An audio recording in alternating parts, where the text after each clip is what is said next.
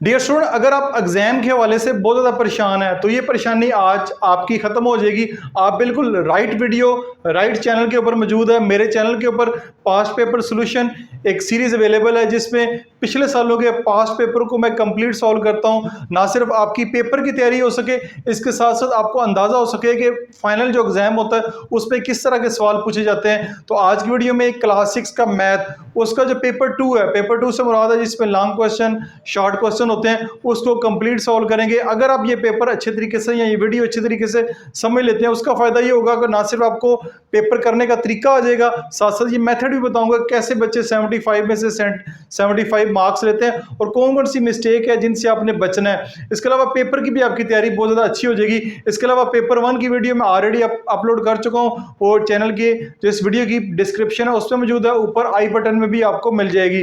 Channel पर अगर पहली दफ़ा आए हैं चैनल को जरूर सब्सक्राइब कर लीजिएगा, साथ अगर बेल का नोटिफिकेशन ऑन कर लेते हैं तो उसका फायदा ये होगा कि मेरे मैथ से रिलेटेड जितनी भी वीडियोस हैं वो आपको साथ साथ मिलती रहेंगी।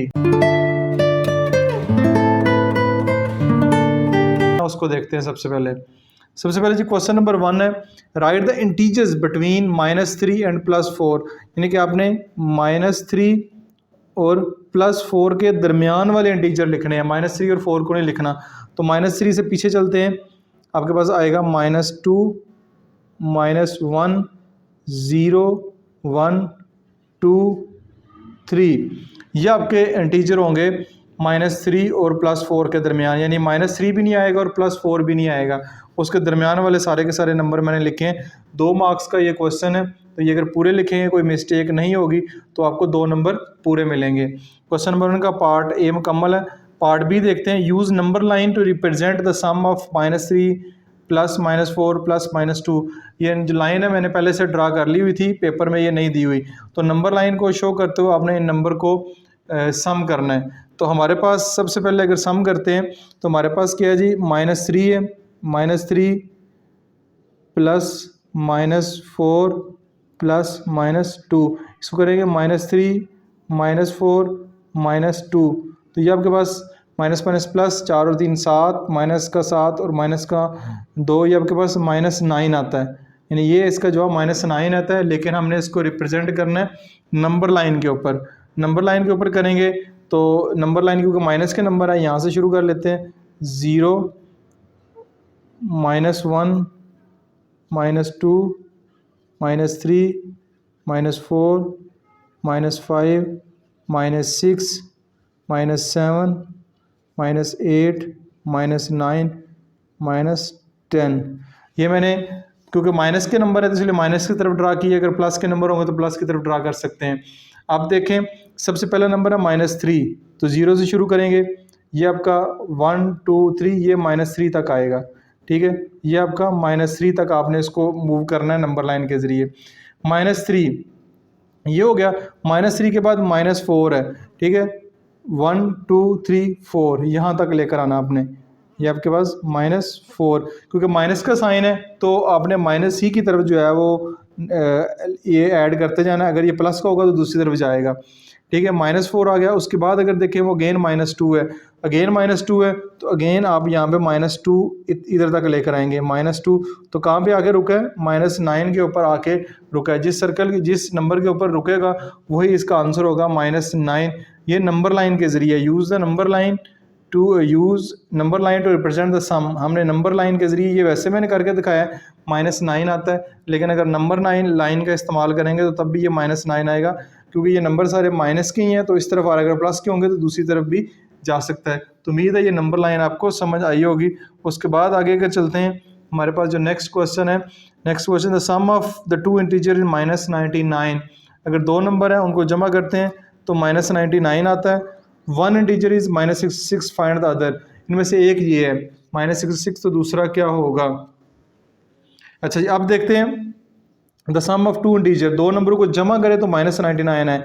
उनमें से एक नंबर ये, दूसरा क्या होगा। 2 नंबरों को जमा करें, ये एक ही है, तो माइनस करेंगे तो हमारे पास नंबर आ जाएगा -99 -66। जब आपने माइनस करना है तो नीचे वाले के साइन आपने चेंज करने हैं। आप जानते हैं जब भी सब्ट्रैक्ट होता है नीचे वाले के साइन चेंज करते हैं। या इसको लिख सकते हैं -99।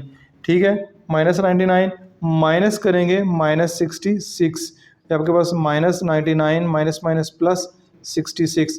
जब इनको माइनस करेंगे तो 9 में से 6 के 3, 9 में 6 के 3, साइन बड़े नंबर का, तो -33 इसका आंसर होगा।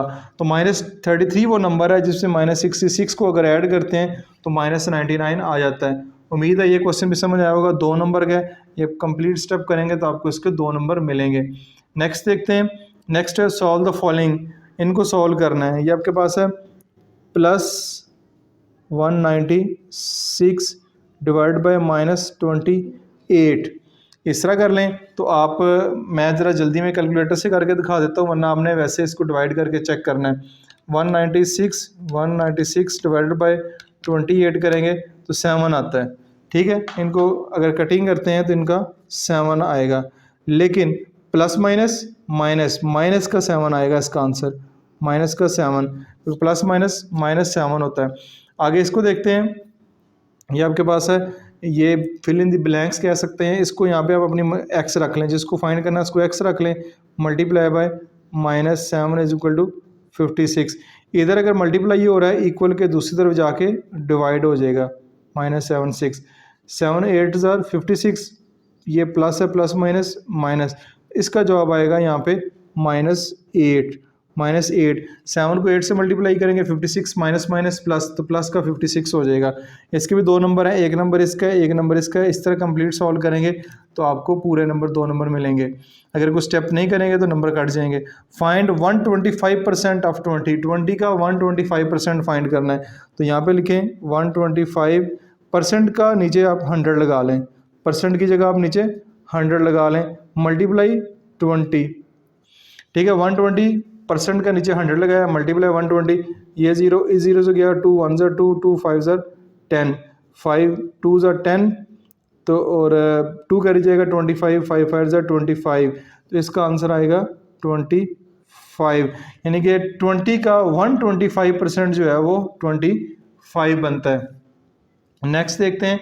नेक्स्ट है use decimal and percentage to present 6 eggs out of 2 dozen egg. 2 dozen egg आप जानते हैं कितने होंगे। 2 डजन एग जो हैं वो आपके पास 1 डजन में 12 और 12 और 12 24 एग्स होते हैं 2 डजन एग्स में, तो उनमें से 6 एग्स, तो लिखेंगे 6/24। ये हो गया। अब आपने इसको क्या करना है, इसको रिप्रेजेंट करना है डेसिमल में और परसेंटेज में। सबसे पहले डेसिमल में कर लेते हैं। 6 1 ज़र 6, 6 4 ज़र 24, 1/4 आएगा। 1/4 को हम डिवाइड कर लेते हैं, रफ वर्क में करना आपने। ठीक है, मैं आपके सामने इधर जो है इधर कर देता हूँ ये, ताकि आपको नज़र भी आए। 1 है और 4 अंदर आएगा, पॉइंट लगा के पॉइंट लगाएं, ऊपर जो है 0 लगा लें। 4 2 ज़र 8, 20 आएगा, फिर 0 लगाएं, 4 5 ज़र 20। तो अगर डेसिमल में करना है तो 0.25। ठीक है, ये आपका रिप्रेजेंट हो गया डेसिमल में। अब अगर आपने इसको करना है परसेंटेज में, परसेंटेज का भी कहा हुआ है, ये डेसिमल में, ये परसेंटेज में। 1/4 मल्टीप्लाई बाय 100 कर दें, मल्टीप्लाई बाय 100 करेंगे तो ये परसेंटेज में आ जाएगा। 4 1 ज़र 4, 4 2 ज़र 8, 24 5 ज़र 20, 25 1 ज़र 25, तो ये 25% जो है ये हम इसको परसेंटेज में भी कर लिए और ये इसको उसमें कर लिए, डेसिमल में भी कर लिए। तो इस तरह उम्मीद है ये दोनों क्वेश्चन समझ आए होंगे। 3 नंबर के तो 1.5 इसके मार्क्स होंगे, 1.5 इसके मार्क्स होंगे। अच्छा, ये सी पार्ट है इसका, find the profit percentage. Profit percentage find करनी है when cost price is 490 and selling price is 580। तो आपके पास सबसे पहले सोल्यूशन में लिखते हैं जो चीज़ें गिवन है। कॉस्ट प्राइस हमारे पास कितनी है, ₹490, और हमारे पास सेलिंग प्राइस कितनी है, सेलिंग प्राइस हमारे पास है जी 580। कॉस्ट प्राइस भी लिख ली, सेलिंग प्राइस भी लिख ली। हमने फाइंड क्या करना है, प्रॉफिट परसेंट जो है हमने फाइंड करना है। तो सबसे पहले प्रॉफिट फाइंड कर लेते हैं, प्रॉफिट हुआ कितना है। प्रॉफिट परसेंट से पहले प्रॉफिट निकालना ज़रूरी है। तो प्रॉफिट अगर आएगा, प्रॉफिट होगा SP selling price minus cost price. Selling price ज़्यादा है इसलिए पहले आएगी, कॉस्ट प्राइस बाद में आएगी। 580 माइनस 490, तो ये हमारे पास कितना आएगा, इसको चेक कर लेते हैं कैलकुलेटर पे। 580 माइनस 490, तो ये हमारे पास आ गया ₹90। ये हमारे पास आ गया प्रॉफिट। अब प्रॉफिट परसेंट फाइंड करना है, तो ये इधर करते हैं। प्रॉफिट परसेंट होगा, इसका फार्मूला है profit divided by CP multiply by 100। Profit कितना है, प्रॉफिट 90 रुपीज़ है। कॉस्ट प्राइस कितनी है, कॉस्ट प्राइस है 490 रुपये मल्टीप्लाई बाय 100। ठीक है, ये ज़ीरो इस ज़ीरो से काट दें, ऊपर 90 है, 90 को 100 से मल्टीप्लाई करेंगे, ये आ जाएगा 900 डिवाइडेड बाय 49। तो इसको अगर करते हैं, आपके सामने मैं करता हूँ, 900 डिवाइडेड बाय 49, ये हमारे पास आ गया 18.36%। ये मैंने मैनुअली भी कर सकता हूँ, इसको मैनुअली भी कर दूंगा, लेकिन क्योंकि वीडियो लंबी हो सकती है इस वजह से मैंने इसको कैलकुलेटर पे करके दिया है। तो ये हमारे पास प्रॉफिट परसेंट आ गया, तो और वीडियो भी लंबी हो जाएगी और यहाँ पे जगह भी नहीं है, और आपने इसको रफ वर्क पे करके यहाँ पे जवाब लिखना है। 18.36 इसका प्रॉफिट परसेंट आएगा।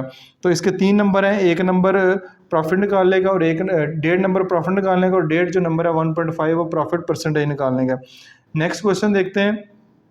नेक्स्ट क्वेश्चन है solve the following equation and verify the solution. ना सिर्फ इक्वेशन को सॉल्व करना है बल्कि सोल्यूशन को भी वेरीफाई करना है।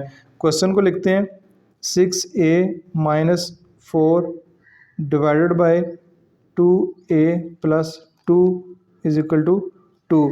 इसके नीचे 1 लगा लें, अपनी तरफ से 1 मौजूद है।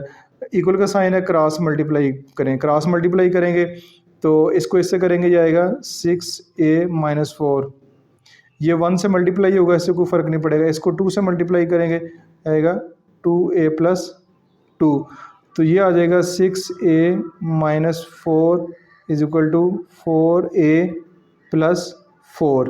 ठीक हो गया। अब a की वैल्यू फाइंड करनी है, तो a वाली टर्म्स को एक तरफ कर दें, 6a ये प्लस 4a है, उधर जाके माइनस 4a हो जाएगा, माइनस 4a, 4 पहले मौजूद है यहाँ पे, ये माइनस 4 है, उधर आके ये प्लस 4 हो जाएगा, ये हो जाएगा 2a is equal to 8, a is equal to 8 over 2, a is equal to 4, a की वैल्यू होके आ गई है 4।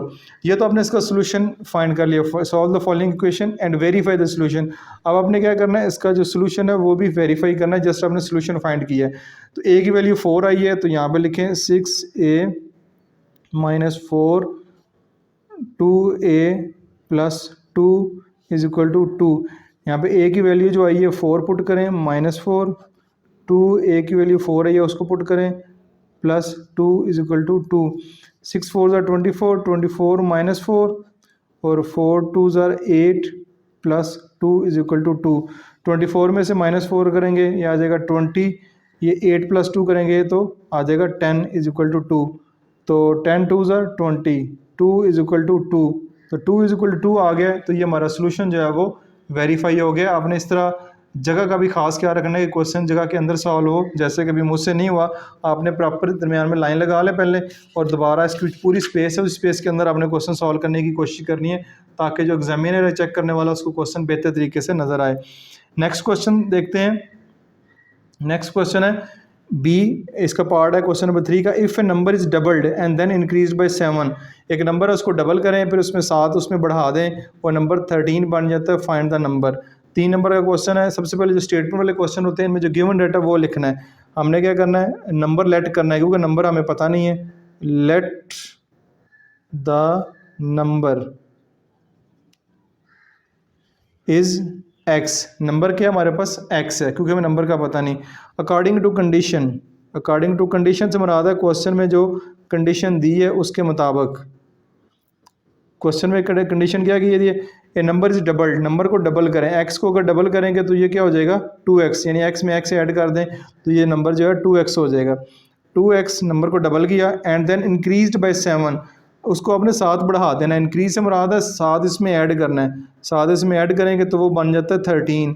क्या बन जाता है 13। Find the number, number find करते हैं।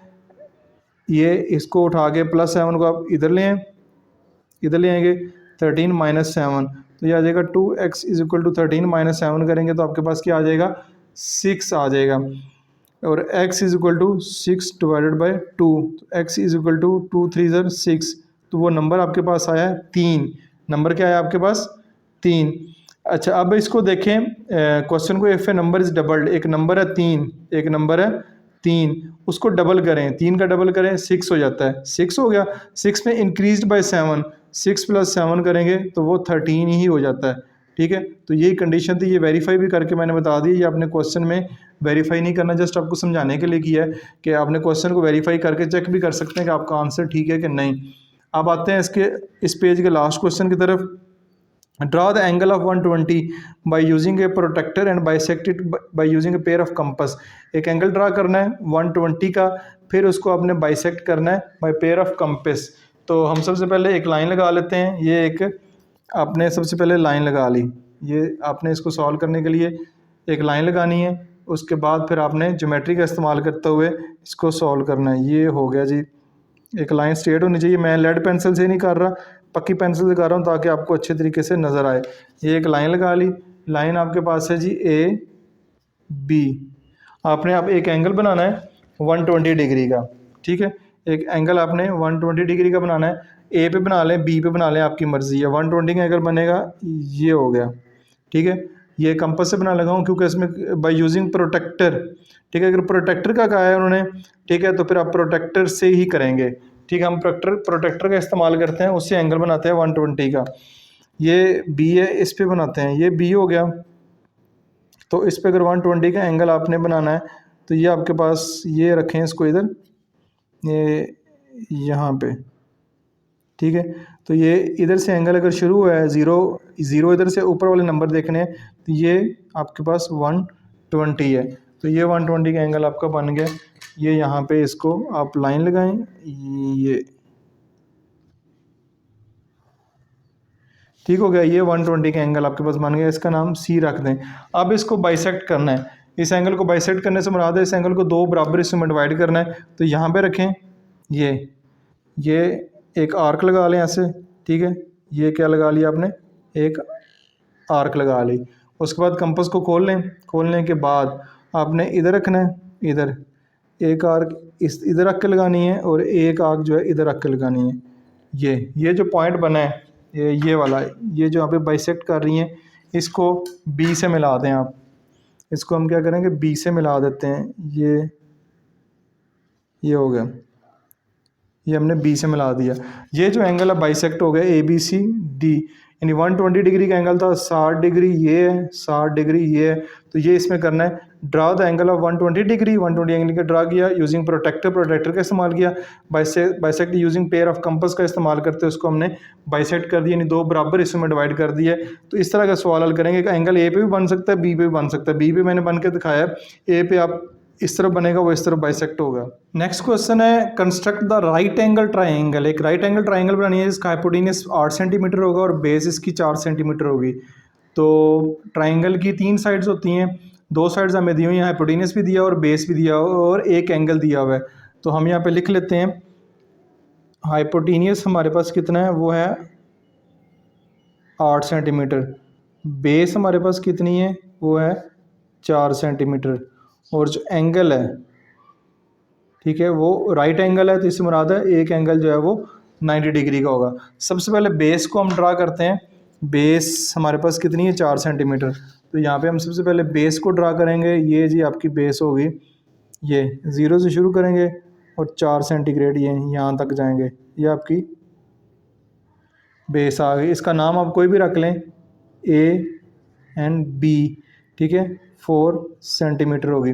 अब आपने एक 90 डिग्री का एंगल ड्रा करना है। 90 डिग्री एंगल का उन्होंने कुछ भी नहीं कहा हुआ किस चीज़ से ड्रा करना है, तो हम प्रोटेक्टर से ही एंगल जो है वो ड्रा कर लेते हैं।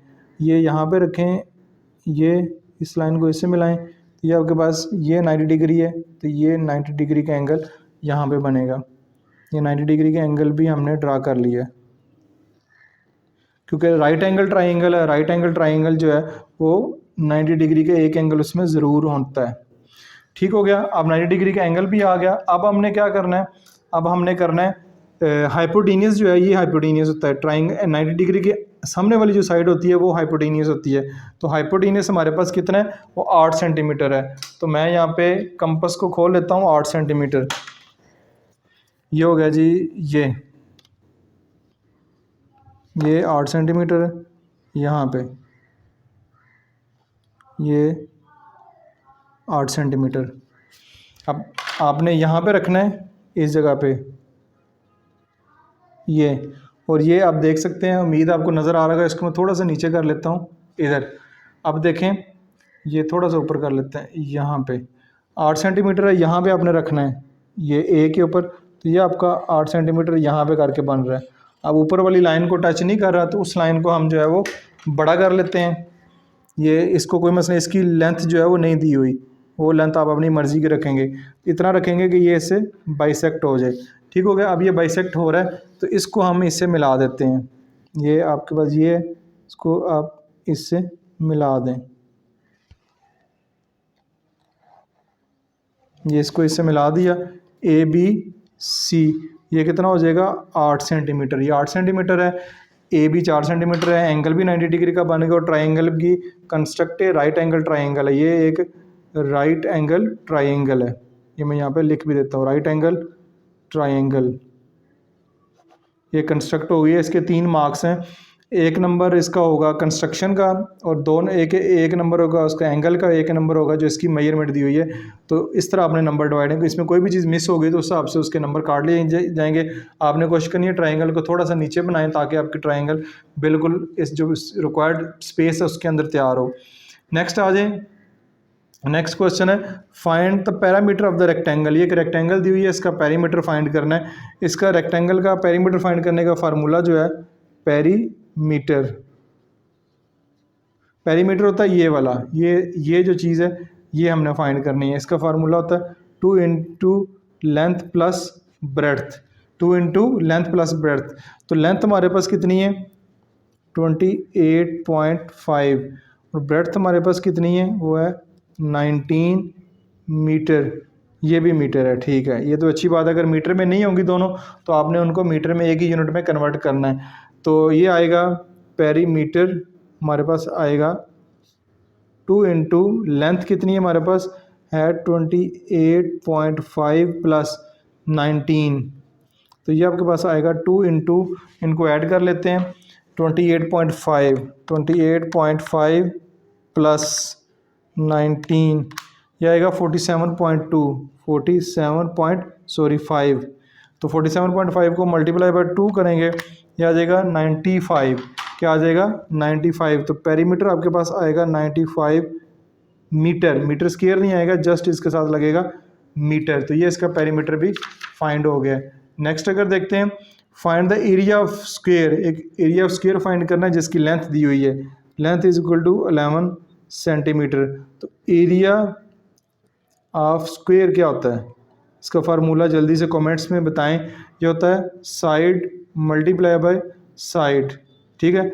अगर इसकी एक साइड 11 सेंटीमीटर है, तो इससे मुराद है सारी साइडें 11 सेंटीमीटर होगी। 11 सेंटीमीटर मल्टीप्लाई बाय 11 सेंटीमीटर करेंगे, तो 11 को 11 से करेंगे 121 सेंटीमीटर स्क्वायर आएगा। सेंटीमीटर स्क्वायर आएगा। एरिया हमेशा जो है वो स्क्वायर में होता है, उसकी यूनिट स्क्वायर होती है, चाहे मीटर हो चाहे सेंटीमीटर हो। तो 121 जो आपके पास सेंटीमीटर स्क्वायर इसका एरिया आ गया। उम्मीद आपको समझ आई होगी। फाइनली हम लास्ट पेज के ऊपर आ चुके हैं। लास्ट पेज में बी पार्ट है इसका, find the area of trapezium. अब ट्रेपीजियम का एरिया फाइंड करना है। वो एरिया फाइंड करने से पहले हमारे पास, हम यहाँ पे लिख लेते हैं एरिया ऑफ ट्रेपीजियम का फार्मूला। एरिया ऑफ ट्रेपीजियम वो होता है 1/2 multiply by sum of parallel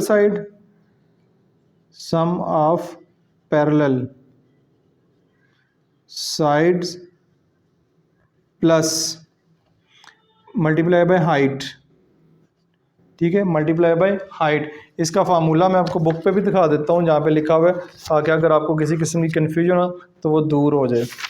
ये ट्रेपीजियम बनी हुई है बुक के ऊपर, ये है ट्रेपीजियम, ठीक है। ये ट्रेपीजियम का फार्मूला यहाँ पे ये लिखा हुआ है, ये है, ठीक है। ये परपेंडिकुलर डिस्टेंस, ये देखें यहाँ से मुझसे भी गलती हो रही है, ये मैंने प्लस का साइन लगाया, यहाँ पे ये मल्टीप्लाई है, सम ऑफ पैरेलल साइड। तो ये आपका यहाँ पे सम ऑफ पैरेलल साइड, ये प्लस का साइन नहीं होगा, ये मल्टीप्लाई का साइन होगा। तो अब क्या करते हैं, जो हमारे पास हाइट है वो लिख लेते हैं। हाइट इसकी है इज इक्वल टू 8 मीटर। उसको सम ऑफ पैरेलल साइड, इसकी जो साइड्स हैं, ठीक है, एक है 9 मीटर की और जो दूसरी साइड है वो है 15 मीटर की। ठीक है, फार्मूला लिखेंगे, एरिया यहाँ पे लिखें, area 1/2 multiply by sum of parallel side. इनको सम करें 9 + 15, ठीक है, इनको ऐड करना है, मल्टीप्लाई बाय इसकी हाइट, हाइट ये इसकी पैरेलल साइड है, एक ये पैरेलल साइड है, ये दोनों आप देख सकते हैं पैरेलल हैं आपस में। पैरेलल से मुराद होता है जितना मर्जी इनको स्टेट कर लें, ये कभी भी आपस में जाके मीट नहीं करेंगी। Multiply by height, multiply height, आपके पास आएगा 1/2 9 + 15, ये हो जाएगा 24 मल्टीप्लाई बाय 8। तो पहले इसको चले मल्टीप्लाई कर लेते हैं, या हमारे पास आएगा 24 मल्टीप्लाई बाय 8, ये 192 आएगा, ये आएगा 1/2 मल्टीप्लाई बाय 192। 2 1 ज़ा 2, 2 9 ज़ा 18 और 12 2 6 ज़ा 12। तो ये हमारे पास जो एरिया आया है वो 96 मीटर स्क्वायर होगा, क्योंकि यूनिट इसकी मीटर है तो इसका एरिया भी जो है वो मीटर स्क्वायर में आएगा। दोबारा कैलकुलेटर से भी चेक कर लेते हैं, 192 डिवाइडेड बाई 2 196, बिल्कुल ठीक है। ये हमारे पास लास्ट क्वेश्चन, अब उसकी तरफ चलते हैं। लास्ट क्वेश्चन में गौर से देखें, draw a vertical bar graph to represent the following data. आपने इस डाटे को वर्टिकल बार ग्राफ के ऊपर शो करना है। तो सबसे पहले ग्राफ को ड्रा करते हैं, ग्राफ पेपर की ज़रूरत नहीं है, यहीं पे इसको वैसे ही कर लेते हैं। ये इसको मैं ये जो लाइंस हैं इसकी वो ड्रा करता हूँ, ये एक होगी, ये इस तरफ आ जाए। वर्टिकल ग्राफ ड्रा करना है आपने, हॉरिजॉन्टल ग्राफ नहीं ड्रा करना, ये बात याद रखें। ये एक्स एक्सिस है, ये वाई एक्सिस है। तो टाइम दिया हुआ है और साथ में टेम्परेचर दिया हुआ है, 40 50 30 70 90 और 65, ये टेम्परेचर है पहले घंटे, दूसरे घंटे में, तीसरे घंटे में, चौथे घंटे में, पाँचवें घंटे में, छठे घंटे में। तो ये आपका आएगा, यहाँ पे लिख लें, first, second, third, fourth, fifth, थोड़ा सा इसको ऊपर कर लेते हैं, उसके बाद